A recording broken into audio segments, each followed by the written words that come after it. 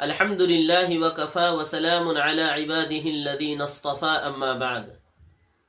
قال رسول الله صلى الله عليه وسلم: من تشبه بقوم فهو منهم، او كما قال عليه الصلاة والسلام.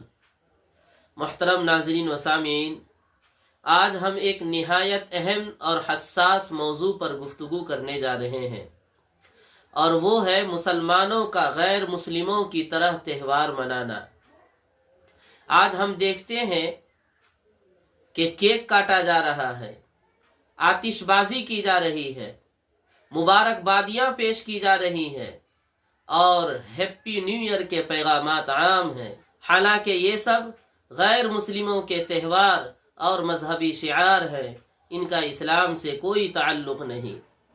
نبی کریم صلی اللہ علیہ وسلم نے ارشاد فرمایا: من تشبہ بقوم فہو منہم، کہ جو شخص جس قوم کی مشابہت اختیار کرتا ہے اس کا شمار اسی قوم کے ساتھ ہوتا ہے۔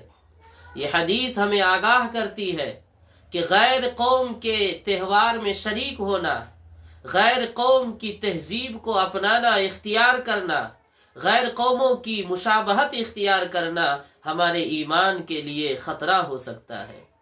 اس لیے میرے بھائیوں، غیر قوموں کے تہذیب کو اور ان کے شعار کو نہیں اپنائیے، ان سے اپنے آپ کو بچائیے اور اپنے ایمان کی حفاظت کیجیے۔ جیسے ہی دسمبر کا مہینہ ختم ہوتا ہے، افسوس کی بات ہے کہ غیر مسلموں سے زیادہ مسلمان لڑکے اور لڑکیاں، مرد اور عورت نیا سال منانے کے لیے پرجوش اور گرم نظر آتے ہیں، حالانکہ ان چیزوں کا اسلام سے کوئی تعلق نہیں ہے۔ فقہائے کرام نے لکھا ہے کہ غیر مسلموں کے مذہبی رسومات اور تہوار کے اندر شریک ہونا حرام ہے اور ناجائز ہے، لیکن آج کے مسلمانوں کو حرام اور ناجائز کس کو کہتے ہیں اس کی کوئی خبر نہیں ہے، کوئی پرواہ نہیں ہے۔ بس زندگی غفلت کے ساتھ جیے جا رہے ہیں، لوگوں کو جس طریقے سے کرتے ہوئے دیکھ رہے ہیں اس کی نقالی کرتے جا رہے ہیں، اور اپنے رسول جناب محمد الرسول اللہ صلی اللہ علیہ وسلم کے اسوہ کو، طریقے کو، تعلیمات کو چھوڑ بیٹھے ہیں، بھول بیٹھے ہیں۔ آپ غور کیجئے کہ 1 جنوری عیسوی کیلنڈر کی ابتدا ہے، اور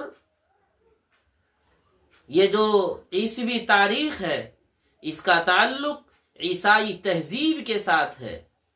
مسلمانوں کے سال کا آغاز محرم سے ہوتا ہے، اور مسلمانوں کے شعائر میں 1 جنوری داخل نہیں ہے، اور نہ اس کو منانے کا حکم دیا گیا ہے، نہ اس میں کسی خاص قسم کے کھانے اور کپڑے کے انتظام کرنے کا حکم دیا گیا ہے۔ ہم تو مسلمان ہیں، اور اللہ تعالیٰ نے ہمیں خوشی منانے کے لیے 2 دن عطا فرمائے ہیں، اور وہ ہے عید الفطر اور عید الاضحیٰ۔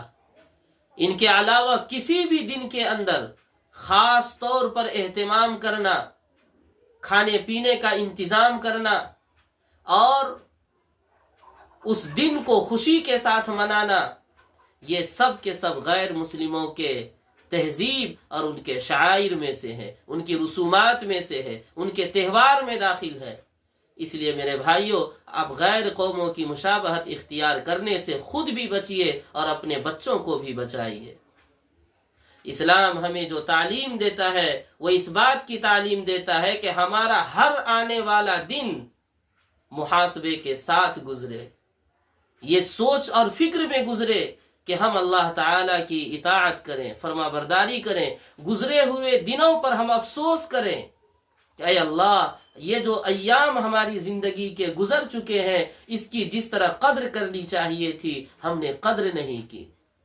اب جو بقیہ زندگی ہے ہم اس میں اللہ کی اطاعت کریں گے، اللہ کی نافرمانی سے اپنے آپ کو بچائیں گے۔ لیکن کیا بات ہے کہ نیا سال لوگ مناتے ہیں، خوشی مناتے ہیں کہ ہمارے سامنے ایک نیا سال آ رہا ہے۔ میرے بھائیوں، اس کی کوئی اصل نہیں ہے، رونے کی بات ہے، خوشی منانے کی بات نہیں ہے، اس لیے کہ ہماری زندگی کا ایک حصہ ختم ہو چکا اور ایک نیا حصہ شروع ہونے جا رہا ہے۔ عقل مند آدمی وہ ہوتا ہے جو اپنی پونجی کے ختم ہونے پر افسوس کرتا ہے، نہ کہ خوشی مناتا ہے۔ یہ جو دن ہے، ایام ہے، جو زمانے کے اندر داخل ہے، اللہ تعالیٰ نے اس کی قسم کھائی قرآن پاک کے اندر اور فرمایا والعصر ان الانسان لفی خسر۔ قسم ہے زمانے کی، یقیناً تمام انسان خسارے کے اندر ہے۔ اب سوچنے کی بات ہے کہ اللہ تعالیٰ نے یہاں زمانے کی قسم کیوں کھائی؟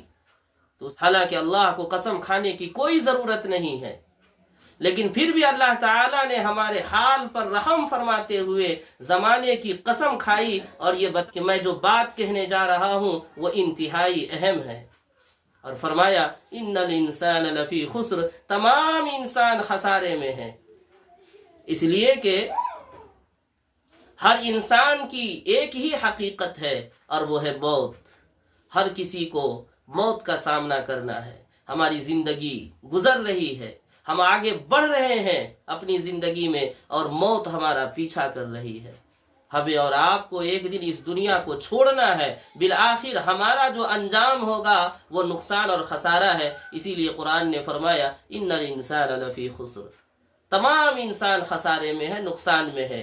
لیکن آگے فرمایا الا الذین آمنوا وعملوا الصالحات وتواصوا بالحق وتواصوا بالصبر، کہ جو آدمی ایمان لائے اور ایمان لانے کے بعد نیک اعمال کرے، اللہ کی اطاعت اور رسول اللہ صلی اللہ علیہ وسلم کی سنت اور شریعت کے مطابق زندگی گزارے، حق کی ایک دوسرے کو تلقین کرے اور صبر اختیار کرے، تو ایسے لوگوں کے سلسلے میں اللہ تعالیٰ نے فرمایا کہ یہی لوگ کامیاب ہیں۔ میرے بھائیوں، ہمیں اپنے اعمال کا محاسبہ کرنے کی ضرورت ہے کہ ہم کہاں جا رہے ہیں۔ ہم غیروں کے طریقے کو اختیار کرتے چلے جا رہے ہیں، اور ہمیں اس کا افسوس بھی نہیں ہے، ہمیں اس کا کوئی غم نہیں ہے۔ اللہ پاک ہم سب کے ایمان کی حفاظت فرمائے، ہمارے آل و اولاد اور بچوں کے ایمان کی حفاظت فرمائے، ان سب کے مستقبل کو تابناک بنائے۔ آمین۔ وآخر دعوانا الحمد للہ رب العالمین۔